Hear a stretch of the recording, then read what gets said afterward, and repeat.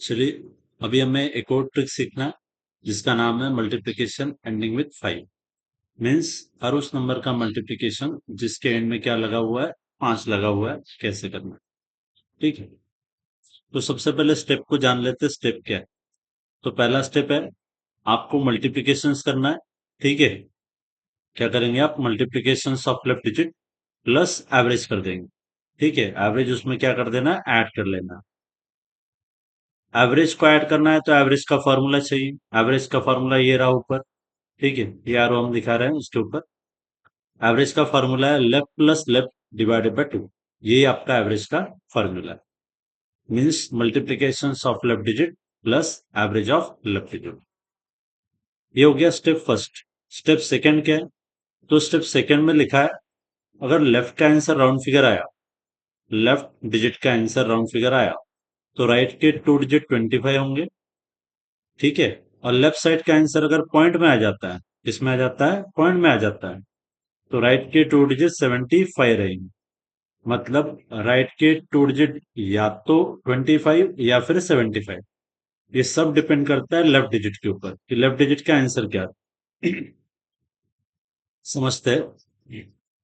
मान लेते हैं कि हम पहला क्वेश्चन ले रहे हैं जिसके एंड में हम 5 रखेंगे। ये रहा पहला क्वेश्चन आपका, 35 into 75। ठीक है, 35 into 75।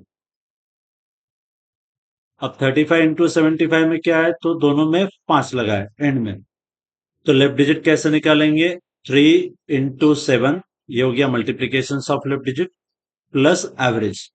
एवरेज का मतलब होता है दोनों का addition whole divided by 2।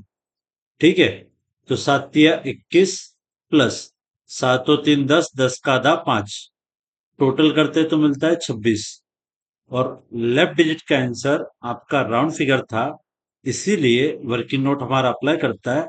Working note क्या कह रहा है? लेफ्ट का आंसर राउंड फिगर हो तो राइट के 2 डिजिट क्या होंगे? 25 होंगे। तो यहाँ पर राइट के 2 डिजिट क्या रहेंगे? हमारे 25 रहेंगे। हो गया। दूसरा एग्जांपल मान लेते हैं 75 into 55 कर लेते हैं। तो लेफ्ट डिजिट का मल्टीप्लीकेशन मीन्स व्हाट? 7 गुणा 5 प्लस लेफ्ट का एवरेज। 7 में 5 मिला देंगे, डिवाइड बाय 2 कर लेंगे। ठीक है, तो 7 5 35 प्लस 7 और 5 12, 12 को 2 से डिवाइड किया, मिलता है 6, टोटल 41। अगेन आपका लेफ्ट साइड का आंसर राउंड फिगर आया, और लेफ्ट का आंसर राउंड फिगर होता है तो राइट के 2 डिजिट 25 कांस्टेंट रेट।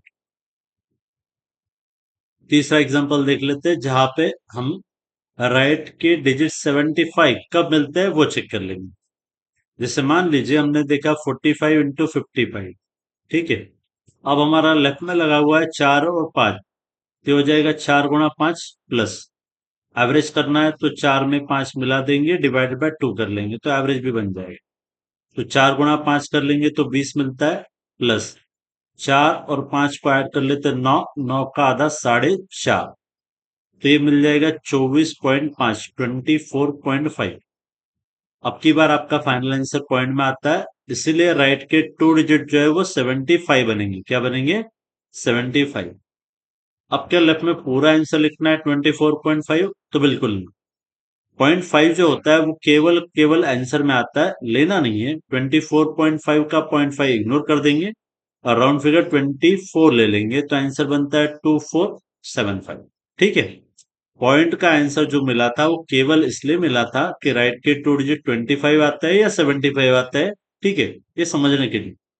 अगर राइट का डिजिट आपका, माने लेफ्ट का डिजिट आपका पॉइंट में आता है, तो राइट का 2 डिजिट 75 डिसाइड हो जाएगा, और लेफ्ट डिजिट का आंसर अगर राउंड फिगर आता है तो राइट के 2 डिजिट 25 डिसाइड हो जाएगा।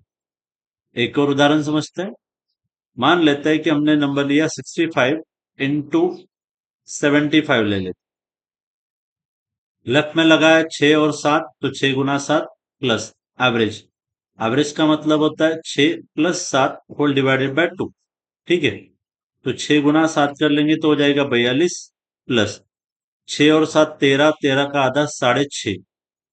टोटल अगर कर लेते हैं इसका, जोड़ लेते हैं इसको, तो ये बनता है 48.5। कितना बनता है? 48.5। इसका मतलब राइट के 2 डिजिट 75 बनने वाला है, और लेफ्ट में जो लगेगा वो पॉइंट का आंसर नहीं लगेगा, वहां पे राउंड फिगर लगेगा, माने 48 लेना है ओनली। तो आंसर बनता है 4875। क्लियर? ये थे 4 एग्जाम्पल। एक और 5वां एग्जाम्पल देख लेंगे। मान लेते हैं हमने लिया 65 into 55, या फिर हम मान लेते हैं कि हम दूसरा नंबर लेते हैं, दैट इज 45 कर लेते हैं। ठीक है, तो लेफ्ट का मल्टीप्लीकेशन 6 गुना 4 हो जाएगा 24, प्लस 6 और 4 होता है 10, 10 का आधा 5, तो 24 और 5 बनता है 29। तो आंसर बनता है 2925। कैसे 25?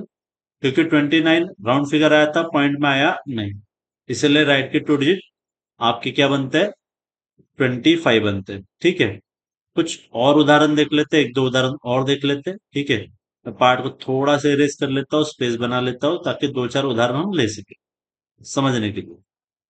आपको क्या करना है, फॉर्मूला एक बार पढ़ लेना है, समझ लेना है। अगर आपने फॉर्मूला समझ लिया तो ये आसान है।